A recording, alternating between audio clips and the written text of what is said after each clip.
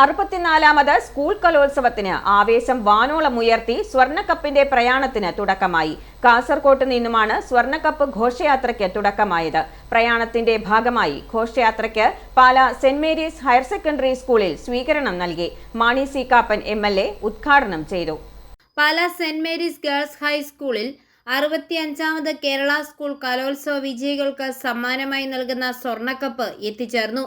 വാദ്യമേളങ്ങളുടെയും band മേളങ്ങളുടെയും അകമ്പടിയോടെ NCC, scout, guides, little kites, red cross കേഡറ്റുകൾ അണിചേർന്ന് സ്വർണ്ണക്കപ്പിനെ സ്കൂൾ അങ്കണത്തിലേക്ക് ആനയിച്ചു. മാണി സി കാപ്പൻ MLA ഉദ്ഘാടനം ചെയ്തു.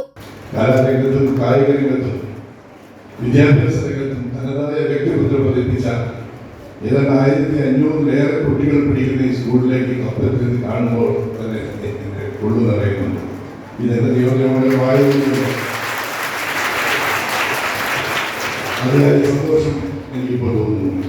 പാലാ മുനിസിപ്പൽ ചെയർപേഴ്സൺ ദിയ പുളിക്കക്കണ്ടം അധ്യക്ഷത വഹിച്ചു.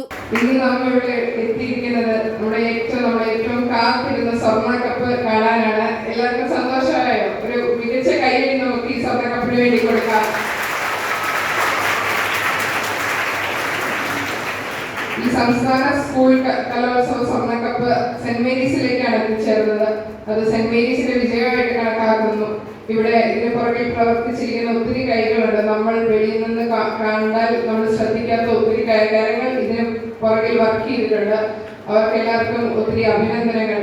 പൊതുവിദ്യാഭ്യാസ വകുപ്പിലെ പ്രധാന ഉദ്യോഗസ്ഥർ സന്നിഹിതരായ സമ്മേളനത്തിൽ doctor Girish Cholayil, joint commissioner വിദ്യാഭ്യാസ വകുപ്പ് Vijesh PK, superintendent AEO Sreekumar, Nisha, sister Jeesa Maria FCC എന്നിവർ സംസാരിച്ചു.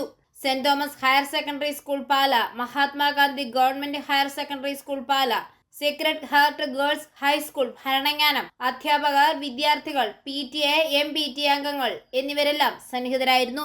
വിവിധ ജില്ലകളിലൂടെ പ്രയാണം നടത്തി സ്വർണ്ണക്കപ്പ് 13-ാം തീയതി കലോത്സവ വേദിയായ തൃശൂരിൽ എത്തിച്ചേരും. i4A News, Pala.